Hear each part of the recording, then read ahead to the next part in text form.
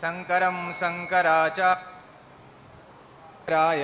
सूत्रभाष्य कृतो वंदे भगवन्तो पुनः पुनः। भगवान बुद्ध के इस ज्ञान की भूमि में मगध विश्वविद्यालय के प्रांगण में स्थापना दिवस के अवसर पे आयोजित इस कार्यक्रम में मंच पे उपस्थित भारत सरकार की यशस्वी मंत्री माननीय जीतन राम मांझी जी, डॉक्टर प्रेम कुमार जी, अध्यक्ष बिहार विधानसभा, इस मगध विश्वविद्यालय के माननीय कुलपति शशि प्रताप शाही जी, प्रमोद कुमार चौधरी जी, विनोद कुमार मंगलम जी एवं मंच के समक्ष उपस्थित विद्वज्जन, विदुषी माताएं बहनें एवं इस मगध विश्वविद्यालय में अध्ययनरत छात्र एवं छात्राएं, आज का यह आयोजन किसी संस्था के स्थापना का सिर्फ समारोह नहीं है, अपितु ज्ञान और मानवीय मूल्यों का वह उत्सव है जिसने हजारों विद्यार्थियों को जीवन दिशा दिया है। जब हम बिहार के विषय में कल्पना करते हैं तो बिहार प्राचीन समय से ही ज्ञान की भूमि रही है। बिहार सिर्फ भारतवर्ष में ही नहीं, अगर वैश्विक दृष्टिकोण से अगर हम विचार करें तो प्राचीन समय से हमारा पहचान हमारी ज्ञान रही है और इसी ज्ञान परंपरा को धारण करने वाला यह बिहार, जब हमारे यहाँ नालंदा विश्वविद्यालय ऐसा संस्थान था जिसके वजह से हमारी पहचान थी, लेकिन कालांतर में शताब्दियों तक हमारा देश परतंत्र रहा और हमारे यहाँ शिक्षा व्यवस्थाएं और बाकी भी जीवन के संबंधित जितने भी आयाम के संबंधित प्रकल्प थे, जब उसमें कमी आने लगा तो इसी विषयों को दूर करने के लिए यहाँ के विद्वज्जनों ने और तत्कालीन मुख्यमंत्री ने बोध गया के महंत जी पूजनीय सतानंद गिरी जी से संपर्क में आए और उन्होंने कहा कि इस बिहार में बनारस हिंदू विश्वविद्यालय ऐसा संस्थान खोलने की आवश्यकता है और यह आवश्यकता इसीलिए है कि जो हमारी पहचान शिक्षा और ज्ञान की पहचान रही थी, वो पहचान कहीं न कहीं लुप्त प्राय हो गई थी। उस ज्ञान की परंपरा को, उस ज्ञान के स्थान को पुनर्जीवित करने के उद्देश्य से ही मगध विश्वविद्यालय की कल्पना की गई और उस उद्देश्य के पूर्ति के लिए ही बोध गया के जो भी महंत और जो भी महात्मा रहे और यहाँ के स्थानीय हिंदू समाज के लोगों ने इस मगध विश्वविद्यालय हेतु जमीन दान दिया। आपको जान करके बहुत ही आश्चर्य और गौरव का भी अनुभव होगा कि उस समय में जो भी सरकार में लोग रहे, उन्होंने महंत जी से 100 एकड़ भूमि की मांग की थी कि यूनिवर्सिटी बनाने के लिए 100 एकड़ भूमि की आवश्यकता है। महंत जी ने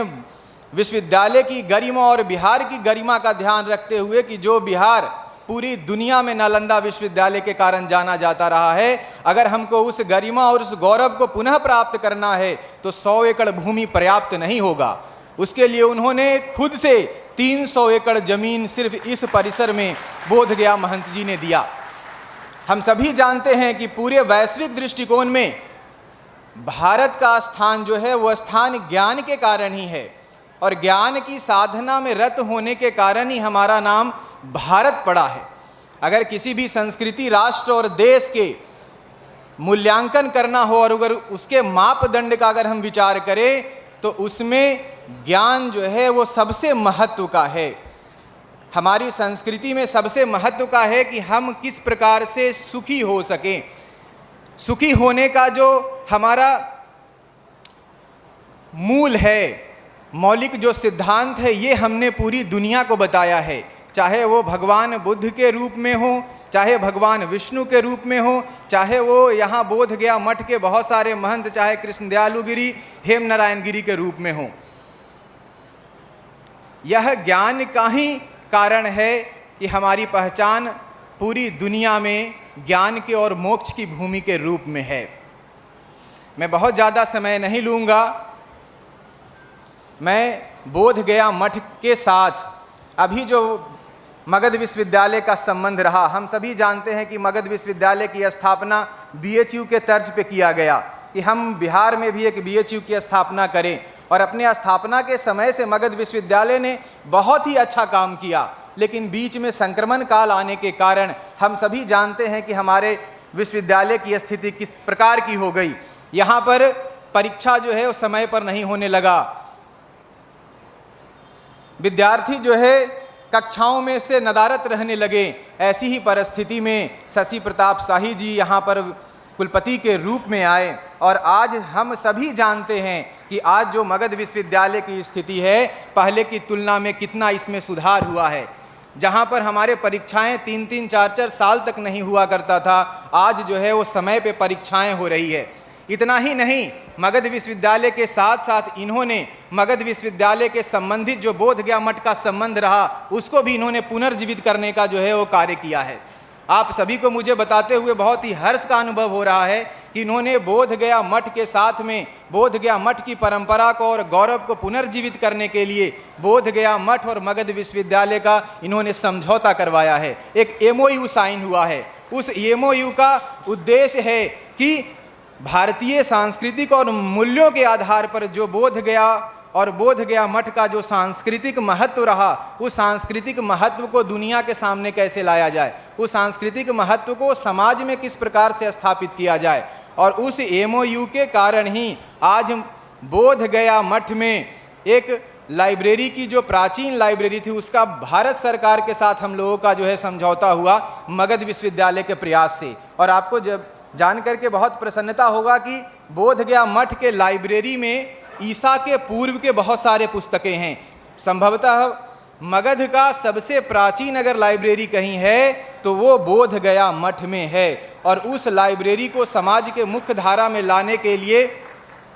अपने शाही जी ने सरकार से बातचीत करके हम लोगों को अनुदान दिलवाया है, और अभी उसी के माध्यम से बोध गया मठ में 5 से 7 विद्वान लोग रोज वहाँ पे कार्य कर रहे हैं कि इस ज्ञान विज्ञान को समाज के मुख्य धारा में कैसे लाया जाए। इतना ही नहीं, हम सभी जानते हैं कि आज़ादी के पूर्व जो बोध गया मठ रहा वो एक स्टेट रहा, और यहाँ जितना भी पुरातात्विक विभाग के द्वारा खुदाई करवाया गया और खुदाई में जितनी भी प्राचीन मूर्तियाँ निकली, वो प्राचीन मूर्तियों में 112 मूर्ति पटना म्यूजियम को दिया गया। लेकिन और भी बहुत सारे महत्वपूर्ण मूर्तियां और बहुत सारे जो प्राचीन दस्तावेज रहे उसको भी समाज के सामने लाने के लिए मगध विश्वविद्यालय अभी प्रयासरत है कि बोध गया मठ में किस प्रकार से एक बृहद म्यूजियम की स्थापना की जा सके, और उस म्यूजियम में जितने भी पुरातात्विक विभाग ने खोज करके मूर्तियों को रखा है वो बोध गया मठ में बनाया जा सके। तो मगध विश्वविद्यालय आज जो इनके नेतृत्व में काम कर रहा है, हम महात्माओं को भी ये पूर्ण भरोसा है कि जिस उद्देश्य से बोध गया के महंत जी ने जमीन दान दिया है कि बोध गया ही नहीं अपने पूरे बिहार का जो है गौरव का केंद्र यह जो है मगध विश्वविद्यालय बने, तो आपके नेतृत्व में यह जो है उस दिशा में बढ़ेगा, ऐसा मुझे पूर्ण विश्वास है। इसके साथ ही मगध विश्वविद्यालय के सारे प्रोफेसर और कुलपति को मैं धन्यवाद देता हूं कि आप बोध गया मठ के साथ जो आपकी मातृ संस्था भी है उसके साथ आपने जो संबंध बनाया है, और संबंध के माध्यम से जो चीज़ें आगे प्रकाश में आ रही है वो और भी ऐसे ही आएगा। इसी के साथ में जो है मैं अपने वाणी को विराम देता हूं। सर्वे भवन्तु सुखिनः, सर्वे सन्तु निरामया, सर्वे भद्राणि पश्यन्तु, माँ कश्चित् दुःखभाग् भवेत्। आप सभी जो मुख्य अतिथि यहाँ पे आए हैं, तो मैं भगवान से प्रार्थना करूँगा कि आपका लंबा आयु हो, आप स्वस्थ रहे, और इसी प्रकार से मगध विश्वविद्यालय को BHU बनाने के लिए जो कुछ भी कार्य कर सकते हैं वो करें। और मैं मुख्य अतिथि और माननीय प्रेम कुमार जी से भी एक साधु के रूप में निवेदन करूंगा कि शशि प्रताप शाही जी ने आपसे जो निवेदन किया है वो निवेदन बहुत ही महत्व का है, मगध विश्वविद्यालय बढ़ने के लिए वो बहुत ज़रूरी है। आप इसको पूरा करेंगे ऐसा हमारा विश्वास है। बहुत बहुत धन्यवाद।